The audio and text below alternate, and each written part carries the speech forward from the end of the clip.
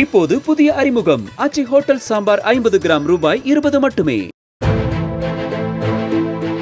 கலவரத்தை தூண்டும் வகையில் பேசியதாக தொடரப்பட்ட வழக்கில் நாம் தமிழர் கட்சி தலைமை ஒருங்கிணைப்பாளர் சீமானை விடுவிக்க சென்னை உயர்நீதிமன்றம் மறுப்பு தெரிவித்துள்ளது. வழக்கை விசாரித்த நீதிபதி வேல்முருகன் தனிநபர்களை தூண்டும் விதமாக பேசக்கூடாது என அறிவுரை வழங்க சீமானின் வழக்கறிஞரை வலியுறுத்தினார். அரசியல் தலைவர்கள் குறித்து நிதானத்துடன் பேச வேண்டும் என்ற நீதிபதி விசாரணைக்கு நேரில் ஆஜராவதிலிருந்து விலக்களிக்கவும் மறுப்பு தெரிவித்து உத்தரவிட்டார்.